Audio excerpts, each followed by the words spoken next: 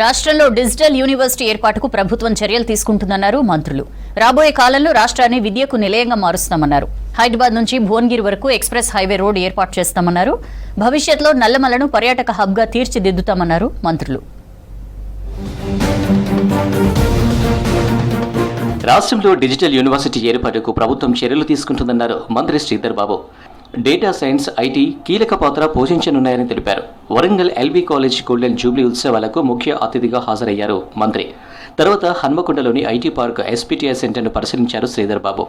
Education హబ్గా వరంగల్ను develop చేస్తామని చెప్పారు మంత్రి.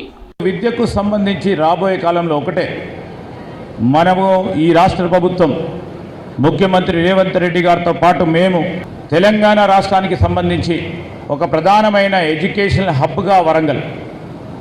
This is a beautiful place to study and this has become an education hub since long time. And I request all the people over here, all the student community who are here, you have to view your future keeping in the global scenario. గత ప్రభుత్వం కొత్త మండలాలు ఏర్పాటు చేసి కనీస వసతులు కల్పించలేదని విమర్శించారు మంత్రి ఉత్తమ్ కుమార్ రెడ్డి. సూర్యాపేట జిల్లా కోదాడ, అనంతగిరి మండలాల్లో 23 కోట్ల రూపాయలతో నిర్మిస్తున్న అభివృద్ధి పనులను మంత్రి ప్రారంభించారు. రాష్ట్ర వ్యాప్తంగా కాంగ్రెస్ ప్రభుత్వం మౌలిక సదుపాయాలతో పాటు బిల్డింగ్లు నిర్మిస్తుందని చెప్పారు మంత్రి. అందుకు ముందు కోదాడ మున్సిపాలిటీ సర్వసభ్య సమావేశానికి హాజరయ్యారు ఉత్తమ్. శాంతినగర్ నుంచి చనుపల్లకి 20 కోట్ల రూపాయలతో డబుల్ రోడ్ కూడా మంజూరు చేసిన విషయం కాల్ చేస్తాం. అదేవిధంగా కోదాడ నుంచి ఖమ్మం ఆ రోడ్డు కూడా జాతీయ రహదారి కింద నేనే మంజూరు చేయించిన ఎంపీగా అని చెప్పే విషయం కూడా నేను మీకు మనం చేస్తున్నాను.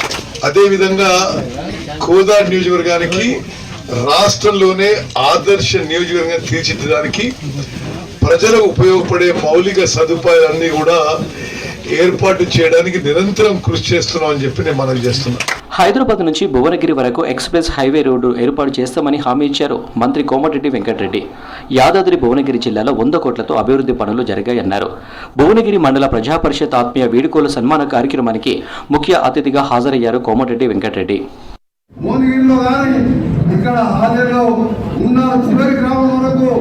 ప్రతి ఒక్కరు కూడా మిషన్ భగీరథ గోదావరి నీళ్లతో మంచి నీళ్లు తాగే విధంగా 210 కోట్లు నిన్ననే శాంక్షన్ చేయడం జరిగింది. దాంతోపాటు మిగిలిపోయిన గంధమాల రిజర్వాయర్ని రీఎస్టిమేట్ చేపిస్తున్నాం. బస్లో ఉంది గంధమాలను కూడా 2 సంవత్సరాల్లో పూర్తి చేపిస్తా. తన 32 ఏళ్ల రాజకీయ ప్రస్థానంలో ఎన్నో గెలుపోటములు చూశానన్నారు మంత్రి దామోదర రాజనరసింహ. సంగారెడ్డి జెడ్పీ సర్వసభ్య సమావేశంలో పాల్గొన్న మంత్రి సంగారెడ్డి రింగు రోడ్డు కోసం మెదక్, జహీరాబాద్ ఎంపీలు కృషి చేయాలన్నారు. జిల్లా పరిషత్ సమావేశంలో వైద్య ఆరోగ్య శాఖ అధికారుల తీరుపై మండిపడ్డారు. ఏరియా హాస్పిటల్లో అవసరమైన మందులు అందుబాటులో లేకపోవడంతో అధికారుల తీరుపై ఆగ్రహం వ్యక్తం చేశారు. ఆల్రెడీ ఇండెంట్ పెట్టాము సార్, పెట్టాము డ్రగ్స్ రాలేదు అంటే డ్రగ్స్ కొనుగోలు జరుగుతలేదా, ప్రక్రియ కొనసాగుతలేదా? 2 months బిఫోర్ టెండర్ పిలుస్తారు. 2 months కోసం డ్రగ్స్ ఉంటాయి. ఆ డ్రగ్స్ ఎన్ని స్టోర్స్ ఉన్నాయి? డ్రగ్ స్టోర్స్ తెలంగాణలో 22 డ్రగ్ స్టోర్స్ ఉన్నాయి. ఊత పదముందు జవాబు ఇచ్చేస్తారు, మాకు రాలేదు, కేంద్ర సెంటర్ నుంచి రాలేదు, ఎంఎస్ఐడిసి నుంచి రాలేదు. హైదరాబాద్లోని అగ్రికల్చర్ డిపార్ట్మెంట్ను ఆకస్మిక తనిఖీ చేశారు మంత్రి తుమ్మల నాగేశ్వరరావు. కొంతమంది ఉద్యోగులు ఆఫీస్ టైంకు హాజరు కాకపోవడంతో అసహనం వ్యక్తం చేశారు. రేపటి నుంచి ఉద్యోగులంతా సమయానికి హాజరు కావాలని ఆదేశించారు. లేదంటే కఠిన చర్యలు తీసుకుంటామని హెచ్చరించారు మంత్రి. ఎంప్లాయీస్ టైమింగ్పై సమగ్ర నివేదిక ఇవ్వాలని అగ్రికల్చర్ డైరెక్టర్ని ఆదేశించారు తుమ్మల.